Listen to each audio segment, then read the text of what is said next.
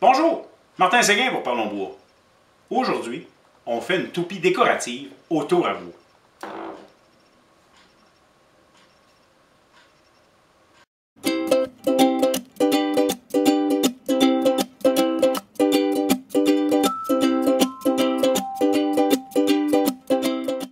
Naturellement, la première étape, c'est de se préparer son bois. J'ai taillé des bûches. Ça m'a laissé des morceaux beaucoup trop longs, mais que les bouts sont craqués parce que c'était pas sec. Donc, je dois les trimer pour garder uniquement du bois sain. On ne veut surtout pas travailler avec du craqué. En passant, vous pouvez utiliser à peu près n'importe quelle sorte de bois pour faire des toupies. Il n'y a aucun problème. Même du bois mou, ça va fonctionner. Un coup que j'ai tout fait mon nettoyage, mon but est de faire ce que j'appelle des boudins. Les mettre ronds à la gauche à dégrossir. La longueur, j'ai ici des 11 pouces environ, des 28 cm. L'idéal, je vous le dis tout de suite, c'est à peu près long comme ça, 7-8 pouces, 18 à 20 cm. C'est solide parce que ça va être tenu dans le mandrin et on peut facilement y faire deux toupies. Si vous décidez d'utiliser le morceau pleine longueur comme moi j'ai là, où je peux faire facilement de 3 à 4 toupies, le problème c'est que quand c'est tenu dans mon mandrin, ici je dois absolument amener ma poupée mobile pour le faire tenir dedans. Et là, je peux venir en travailler une incomplète, je la prépare pour, lorsque j'enlève ma poupée mobile, pour venir la terminer, ça fait une job correct. Par contre, c'est là qu'il faut être très poli lorsqu'on travaille. On ne veut surtout pas que ça aille se promener dans l'atelier. Donc, je m'installe, je suis fixé dans mon mandrin. La grosseur de notre boudin devrait être d'approximativement 2 pouces, mais c'est votre mandrin qui va vous dire quelle grandeur que ça vous prend exactement. On peut avoir des plus petites ou des plus grosses toupies. Ils fonctionnent toutes, ils tournent toutes quand même. J'utilise pour moi pour travailler majoritairement parce que c'est mes deux gouges préférées pour faire ça. Ce sont simplement deux gouges à bol, une un peu plus grosse que l'autre et une affûtée un peu plus pointue que l'autre. Et vous pouvez voir sur la photo que j'utilise un affûtage double biseau. Ça me permet de faire plus facilement mes formes convexes. OK, première étape, on s'installe et on fait au bout de la planche, justement, notre forme convexe. Vous pouvez le faire dans le concave aussi. Hein? Hey, je suis dans le champ. Je vais faire une forme concave. Vous pourriez faire une forme convexe. Toujours reculer, avancer. Ça va être la même affaire que je vais répéter. Et on vient y faire la petite pointe dans le bas. N'oubliez pas les 5 étapes de tournage. Premièrement, votre prise en main. Deuxièmement, on dépose sur le porte-outil. Troisièmement, on talonne jusqu'à ce que ça commence à travailler. Quand ça commence à travailler, on établit la coupe qu'on veut faire. C'est l'étape numéro 4. Et l'étape 5, on va former ce qu'on veut avoir. Donc, je me lance et je fais ma pointe en bas.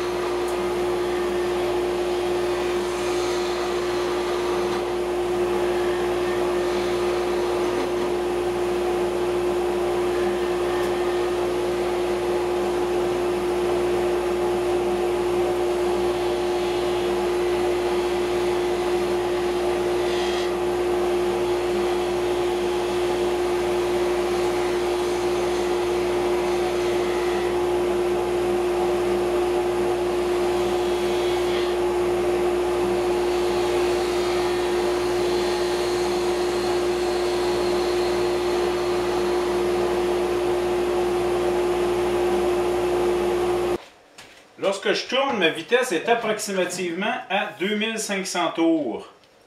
Là, je la réduis au minimum et en fait, c'est à peu près entre 500 et 1000 tours. Et je vais utiliser l'outil à texturer que j'ai de Robert Sorby et je vais venir lui faire une petite texture dans le bas pour le plaisir. Pour la beauté, en fait.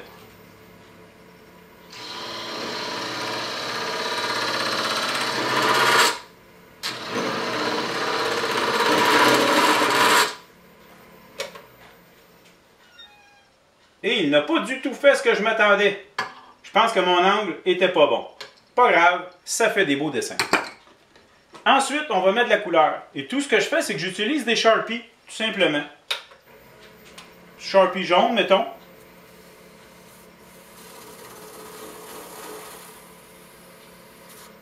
Je lui mets du jaune. Et ensuite, je m'amuse à mettre d'autres couleurs. Voilà. Maintenant, le dessus, la tige. Pour faire le dessus, c'est pas très sorcier. J'estime approximativement jusqu'où ma tige va aller. Et je me lance et j'enlève du matériel.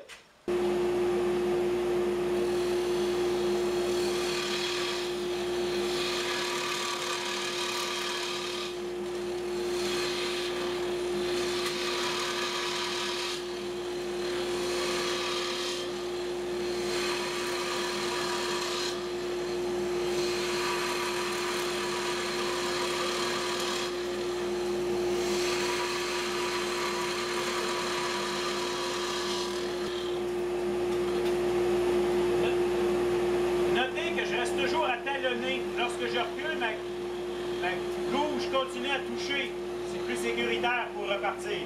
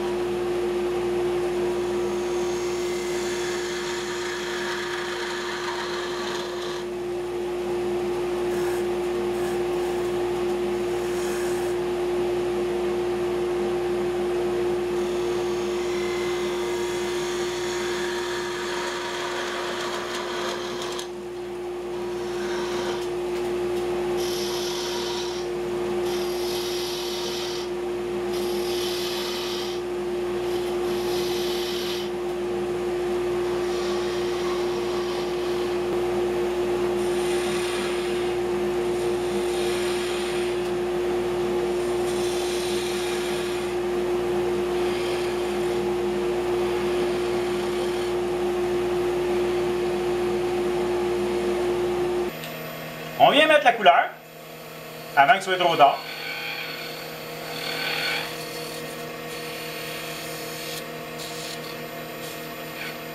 J'aurais pu aussi redonner un coup ici d'outil à texturer, mais là je suis trop mince pour le faire, ça va trop vibrer.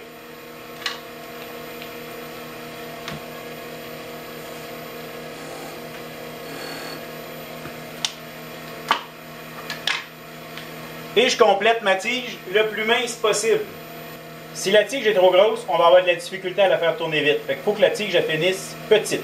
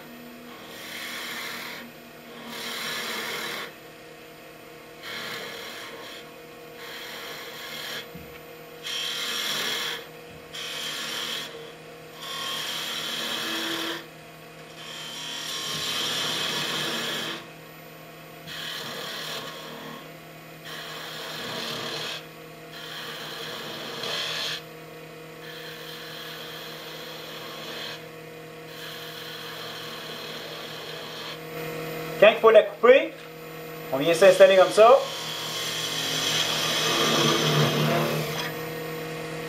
Et j'ai oublié de mettre ma couleur noire dessus. On va le faire à la main. Marquez la longueur qui reste. Je pourrais encore faire une toupie dedans. Mais moi, je trouve ça trop risqué parce que là, je vais être beaucoup trop proche des dents. À vous de décider, mais moi, je le ferai pas. J'ai donné un petit coup de papier sablé sur le poutre là, pour pas que ça soit trop accrochant dans les mains des enfants quand ça va, si c'est des enfants qui l'utilisent. Et je vais finaliser ma tige avec un Sharpie noir. Parce que j'aime ça, il n'y a pas de raison. Et je peux vous dire une chose, ça irait beaucoup mieux si je l'avais fait directement sur le tour. Parce qu'en plus, c'est pareil comme quand j'allais à la petite école, je dépasse. Je fais pas nécessairement une super belle job. Bon, il y en a certaines que j'ai carrément aussi pas du tout mis de Sharpie sur la tige, ou même pas du tout de Sharpie sur le toupie, là. C'est pas nécessaire, même dans ce bois-là, c'est un bois qui est très beau, très texturé. J'en ai fait plusieurs sans mettre de couleur dessus. Ça fait très beau. Donc, ma toupie, elle est faite.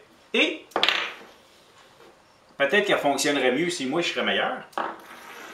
Et ça ne va pas bien à soir. Bon, la toupie, elle fonctionne. C'est moi qui fonctionne mal. Bon, c'est un peu mieux. Ah, j'ai peut-être pas réussi ma tige parfaitement. J'y vois une petite vibration. En fait, je peux vous dire honnêtement, vous devez faire facilement entre 50 et 100 toupies avant de vraiment maîtriser votre technique.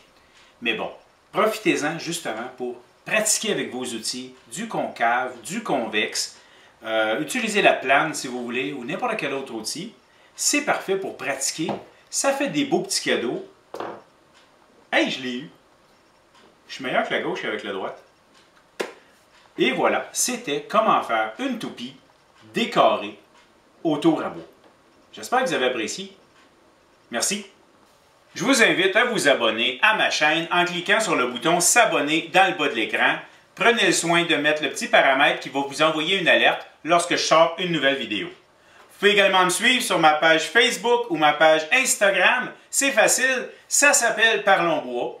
Et si ça vous intéresse d'avoir une petite formation privée, juste à me contacter, on va s'arranger. Merci.